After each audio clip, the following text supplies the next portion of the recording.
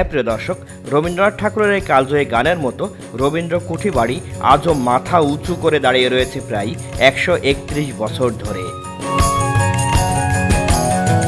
আজকের ভিডিওতে আমি দেখাবো সংস্কৃতির রাজধানী কুষ্টিয়া জেলার কুমারখালী উপজেলার শিলাইদহ গ্রামের রবীন্দ্র কুঠিবাড়ি, এবং অবশ্যই আমি রবীন্দ্র কুঠিবাড়ির ইতিহাস জানানোর চেষ্টা করব।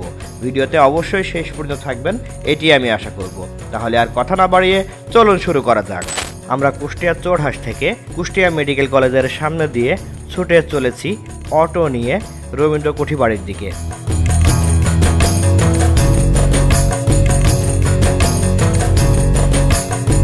কুষ্টিয়া মেডিকেল কলেজের পাশে যে মসজিদটি রয়েছে আসলেই খুবই সুন্দর লাগছিল দেখতে।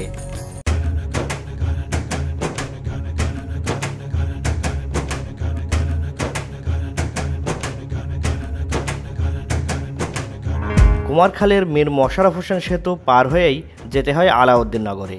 আলাউদ্দিন নগর থেকে বামে চলে গেল রবীন্দ্র কুঠিবাড়ির সেই আঁকাবাঁকা সুন্দর পিচ ঢালাইয়ের পথ।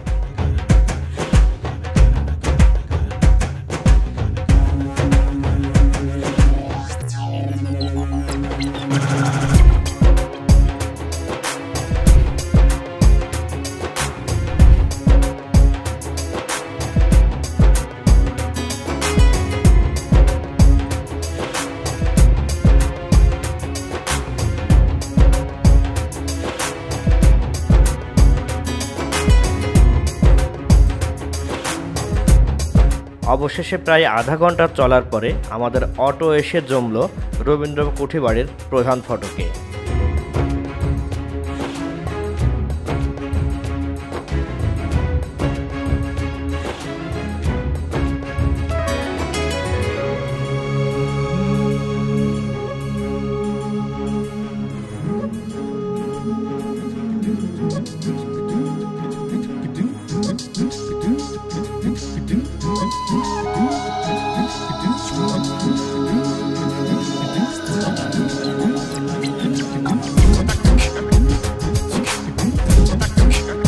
রবীন্দ্র কুঠিবাড়ির প্রধান ফটকে রয়েছে টিকিট কাউন্টার।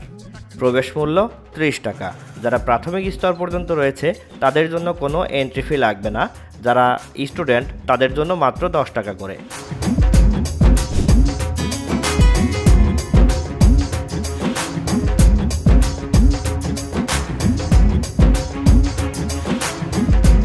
প্রিয় দর্শক, অবশেষে পৌঁছে গেলাম রবীন্দ্র কুঠিবাড়িতে। তো আমরা কিন্তু বাইরে থেকে টিকিট কেটে আমরা প্রবেশ করেছি, আর টিকিটের মূল্য আপনারা হয়তো বা দেখেছেন 30 টাকা করে। এবং যারা প্রাথমিক স্তর পর্যন্ত রয়েছে যে বাচ্চাগুলো, তাদের কোনো টিকিট লাগবে না, বিনামূল্যে প্রবেশ করতে পারবে। এবং মাধ্যমিক এবং উচ্চ মাধ্যমিক পর্যন্ত স্টুডেন্ট রয়েছে তাদের জন্য 10 টাকা। তো এই মুহূর্তে আমরা মেন যে ফটক রয়েছে ফটকের ভেতর দিয়ে প্রবেশ করব। কুঠিবাড়ির ইতিহাস সম্পর্কে আপনাদের জানানোর চেষ্টা করব এবং এখানে কি কি রয়েছে অবশ্যই আপনাকে দেখাবো। তার বেশি কথা না বাড়িয়ে চলুন ভেতরে প্রবেশ করি।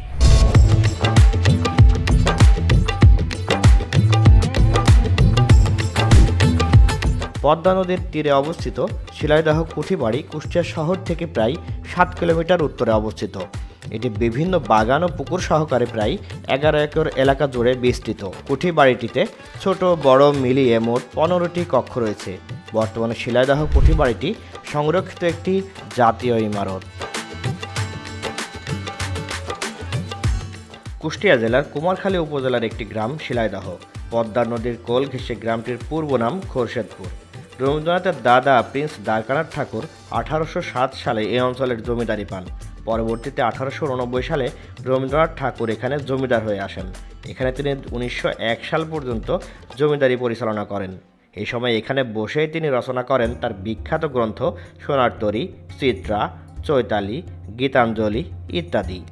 এখানে রবীন্দ্রনাথের সাথে দেখা করতে এসেছেন জগদীশ চন্দ্র বসু, দ্বিজেন্দ্রলাল রায়, প্রমোদ চৌধুরী সহ আরও অনেকেই। যদিও ভেতরে ক্যামেরা দিয়ে ভিডিও করা নিষেধ ছিল, তারপরেও আমি যতটুকু পেরেছি আপনাদের দেখানোর চেষ্টা করছি।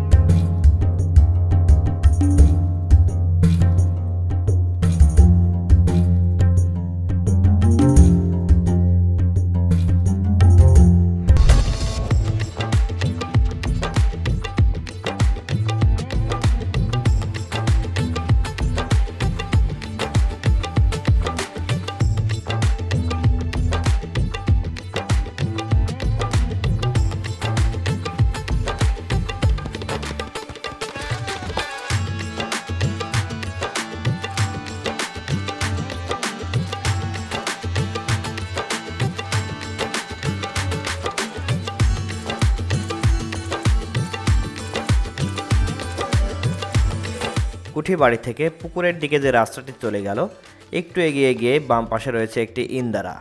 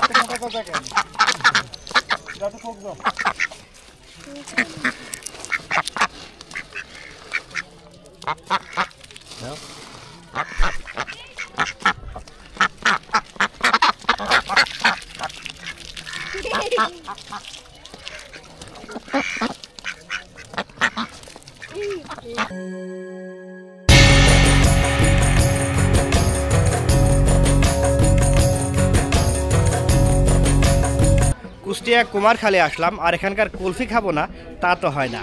তো এর জন্য একটা কুলফি মালাইয়ের দোকানে আমি দাঁড়িয়েছি। ভাইয়ের নামটা কি যেন? আমার নাম লালন শেখ। লালন শেখ, মানে লালন ভাইয়ের কুলফি মালাই, তাই তো? হ্যাঁ। আচ্ছা, দেখি কেমন রয়েছে আপনার কাছে। এই যে হাঁড়ি আছে, হাঁড়ির ভিতরে বড় পেতে তুললাম। এগুলো প্রাইস কেমন? এগুলো মূলত 60 টাকা করে। আচ্ছা। তো এখন আমাদের জন্য বোনাস হিসেবে 10 টাকা ছাড় দিয়েছেন, তাই তো? ছাড় দিয়েছি। আচ্ছা, ঠিক আছে, খোলেন তো দেখি কেমন।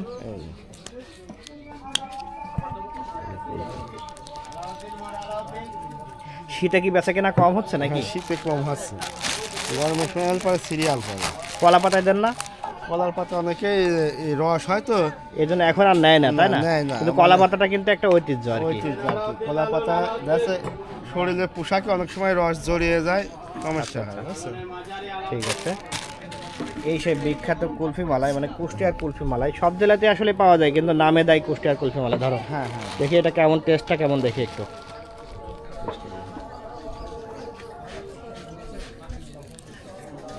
একটু খেয়ে দেখি।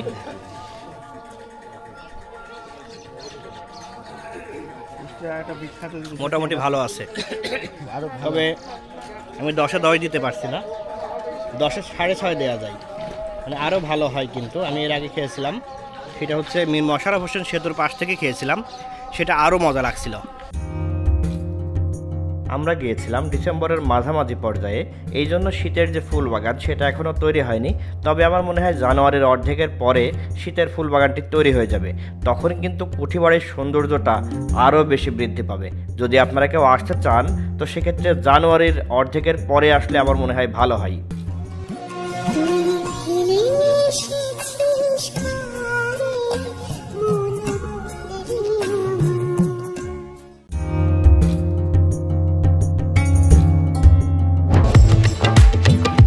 হ্যাঁ প্রিয় দর্শক, ফেলে এলাম রবীন্দ্র কুঠিবাড়ি, কিন্তু স্মৃতিগুলো নিয়ে গেলাম। এই বিদায় মুহূর্তে আপনার মতামতের ভিত্তিতে ভিডিওতে লাইক অথবা ডিসলাইক দিবেন। আপনার কোনো পরামর্শ থাকলে আমাকে জানিয়ে দেবেন কমেন্টের মাধ্যমে। আমার চ্যানেল এবং পেজে নতুন হলে সাবস্ক্রাইব এবং ফলো করে রাখবেন। আজ এখানেই শেষ করছি। আসসালামু আলাইকুম।